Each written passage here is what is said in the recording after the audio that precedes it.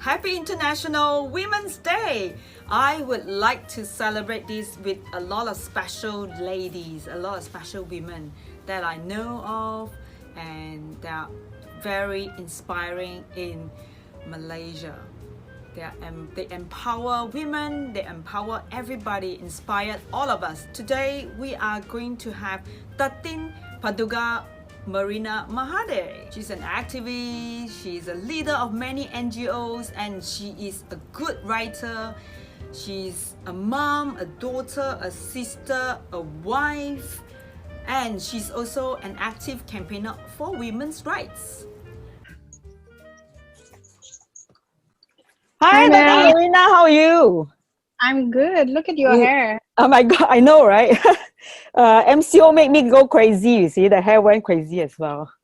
It's better than mine. Mine is like, I think I've got But you less look, hair you now. look totally fine. You're always very beautiful. No, no. Had to make effort today.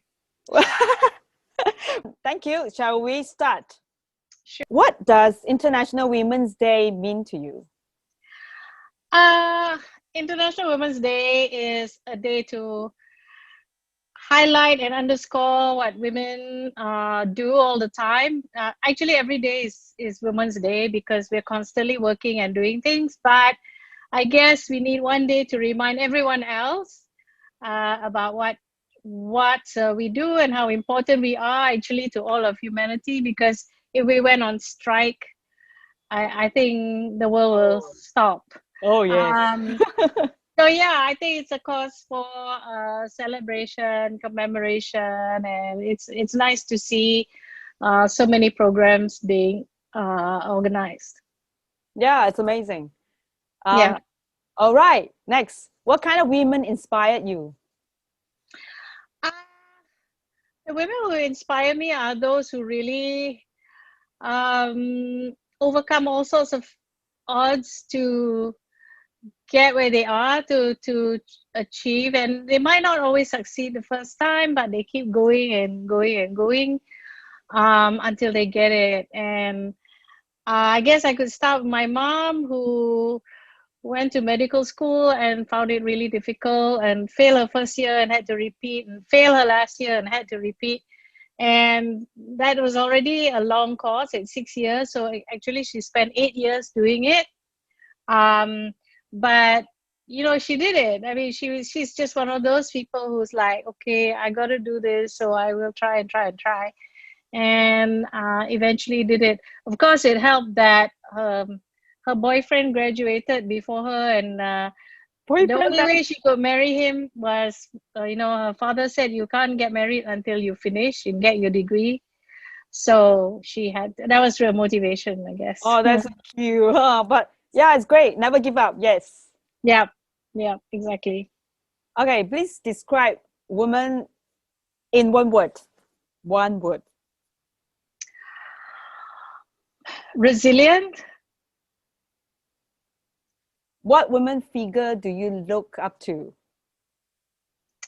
Oof. A lot of different ones. I think those who are not famous, but still do what they can to help society. I think when I was working in AIDS, there were lots of women living with HIV who were trying to educate people or take care of other people and that sort of thing. I think those are the women I really look up to. Yeah. Yeah, same for me. When I was doing breast cancer campaign, I was like, oh my God, they are so inspiring. It's Yeah. amazing. Yeah.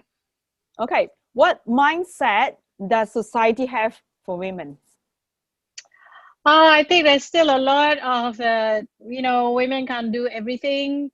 There's some things that we're just sort of not suitable for, not qualified for, that sort of thing, which I think is ridiculous because, especially now with the COVID pandemic, I think we have adapted because we've had to. Yeah. And before we could do one job at home and one job at work, but now we're doing both jobs at home. Yeah. Plus, we're being teacher and carer and nurse and everything all at the same time. So I think I hope that society does see that we are a lot more capable than they think we are. But for me, I think the big issue for me is how do we get women in decision making positions, like in positions of power, because otherwise nothing changes. Very true. How can men get more involved then? Involved in what? In what women do, right? Well, I mean, I just read a great quote today. Let me look for it. Which was I thought really, really prescient and suitable for nowadays. Now I can probably not I don't know whether I can find it now, but anyway, it was something about, okay, this is it. Somebody said this on Twitter, I think, and I think it's great. Teach your daughter economic independence so that in the future she can have a partner, not a master. Teach your son to do housework so in the future he can have a partner, not a servant. Oh my God, that's so cool. Isn't it? I think I should print this and put it in my house. I think everyone should. Yes. I think everyone should, because I think it's brilliant. And in fact, this guy was quoting from someone else also. But I think that's true. Women need to be economically independent. Very true. And I mean, it might seem nice you go and marry a rich guy, but he can dump you anytime, and then you're stuck. And then for boys to learn how to cook by themselves, it's always amazed me how I used to know, all these guys when they were students, they can cook, they can clean everything. They come home, they don't know how to do anything anymore. Because they have their moms, and then they have girlfriends, and then they have wives, So it's like a temporary occupation, but it's a life skill. It's a life skill for everyone. Oh, I'm glad my son loves to cook. He loves to cook for himself. But must also know how to operate the washing machine and oh yes, we have to train. the Hoover and everything, Yes. All right. Okay, next. What is one piece of advice for all women who are juggling between home and work? What is your advice?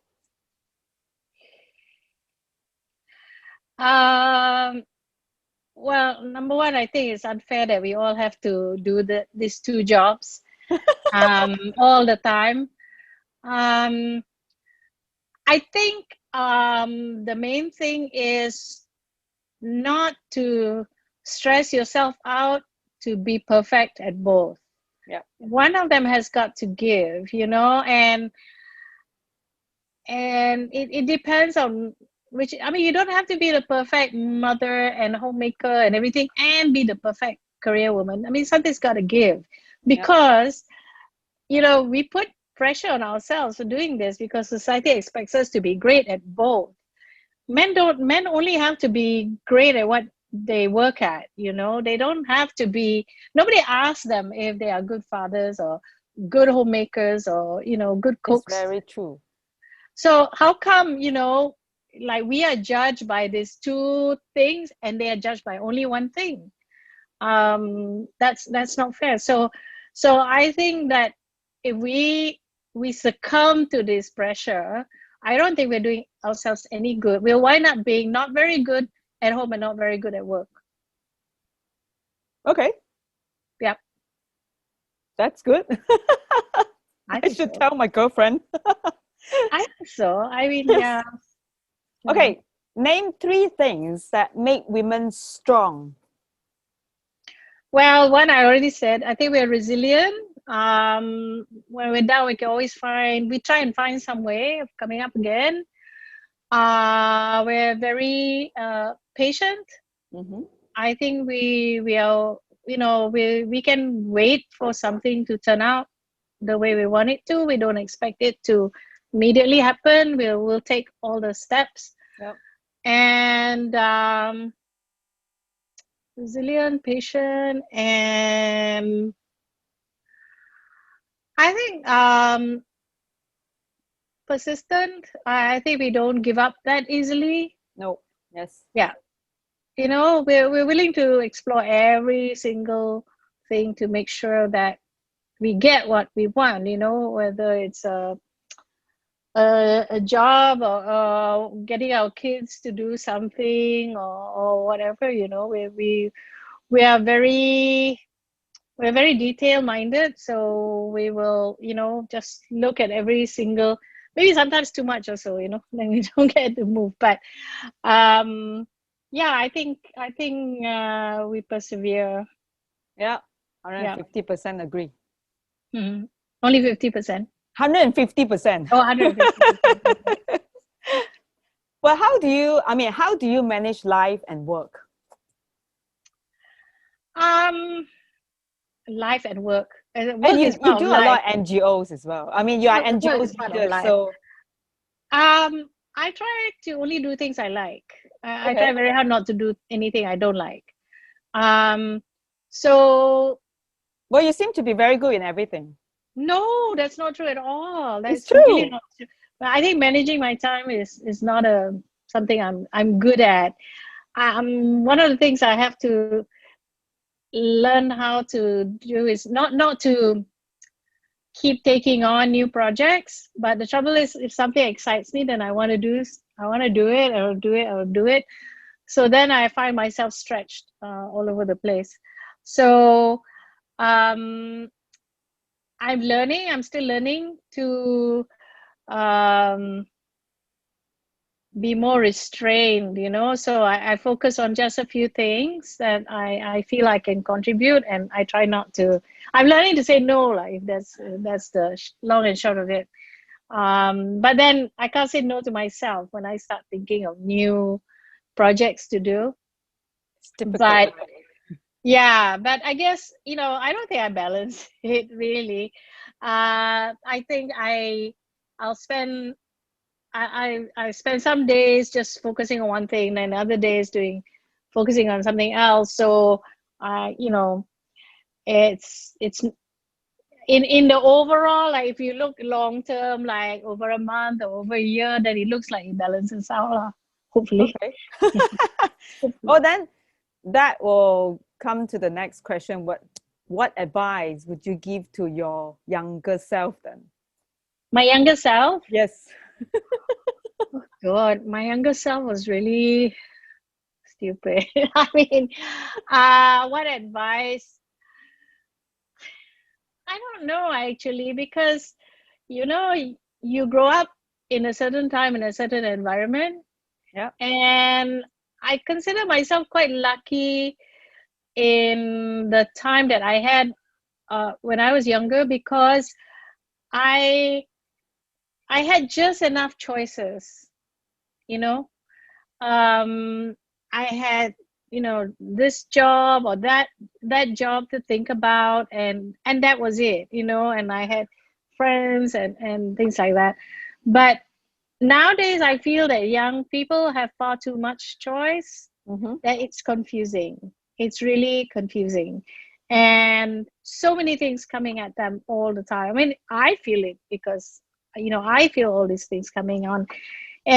But now I'm older, so I'm more settled in what I want to do. But I think if I was a young person in my 20s, and all these different things coming at me, different choices, different issues, you become really, I don't know, I'll be surprised if people don't get totally paralyzed because they're so afraid of making the wrong choice. Yeah. And there has to be enough resources to help you make those choices, the wisest choices for you. But also, I think, they get hung up on making absolutely the right choice, the perfect choice. Mm-hmm. But actually, if you fail, it's not a bad thing because you learn something. And waiting for absolutely the perfect choice can also paralyze you. Yeah. That's what I think. So I'm the sort who's willing to try new things. When I was young, so you know sometimes people offered me things that I never even thought of, and I thought, okay, I'll go and try. and that was it. I think that helped me grow. And I was collecting skills all the time. I was always learning how to organize, how to manage time, how to manage people, and just collecting skills. And all of them later on helped me a lot in whatever I wanted to do. Sorry, this is supposed to be rapid fire, but I give It's okay. long No, it's answers. good. It's very inspiring. No, yeah, we learn till our last breath, right? So why not?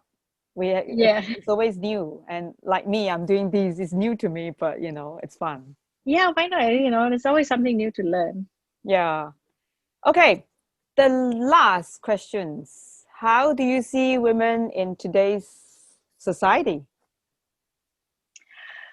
I think we are having, I think we're at a kind of crossroads where if we're very aware and very alert and take action, I think we can really go forward. Because, like I said, this pandemic has really shown how important we are to everything, to keeping everything together.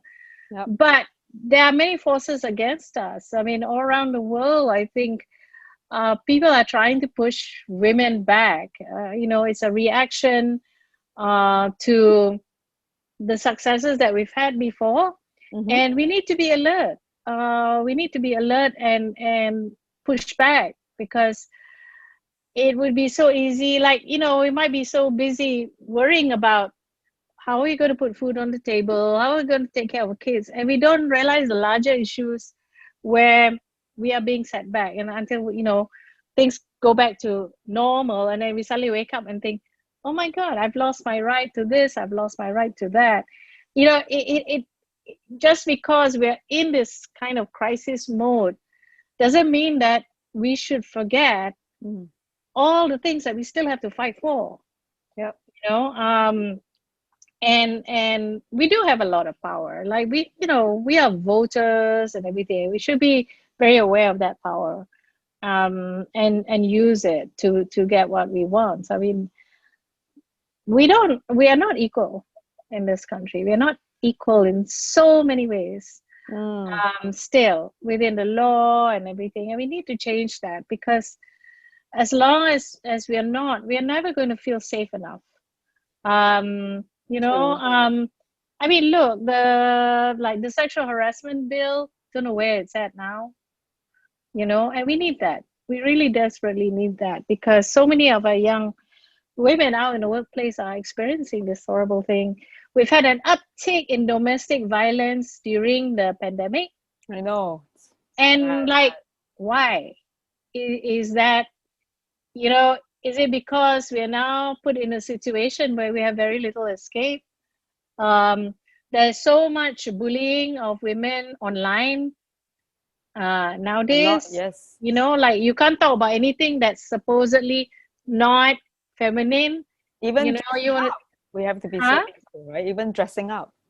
Yeah, I mean, even fashion is being attacked. You wear this is wrong, you wear that is wrong. I mean, it's like, and nobody's really, I think we need to stand in solidarity. Women need to stand in solidarity together to fight against this.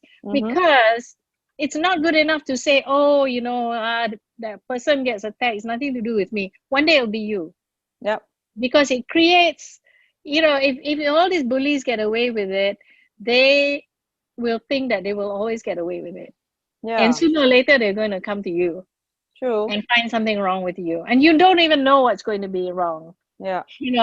Actually, nobody comment or criticize men's fashion, but it's always the women, right? So even how they look, how they look, you can dismiss a woman who's got 5 degrees and is super intelligent and all that, and by simply saying, oh, because she don't wear tudung. And that's it. That somehow negates her completely, whereas she's probably far more intelligent, far more qualified than the person criticizing her, right? So, it's not about substance. It's about appearance. It's about superficial thing. It really means that the person criticizing is very superficial. But we don't dare fight back. We have to fight back. What are we leaving to our daughters. Exactly. I think to me that's the greatest worry. We're living a world where our daughters don't feel safe, where No. they don't feel appreciated, where they're constantly having to prove that they are qualified enough, they're good enough. I mean, this is 2021. Yeah. Well, it's a lot of worries for mothers like us, you know. Yeah, of What course. is next for them? What is their future? Exactly. And so I'm always Exactly. asking that question, you know, like, oh my God, if this is Yeah, happening, you know, how can I show her, you know, the better world to live in? exactly. Exactly. I mean, but I think the main thing is that we have to be their role models, our Mm-hmm. own daughters' role models. We have to show the example, of not putting up with all this type of nonsense. Yeah, I totally agree. Anyway, I thank you so much. Thank you for taking time, and You're welcome. You're welcome. stay safe. Thank you Hopefully we can for meet soon. inviting me. Yeah.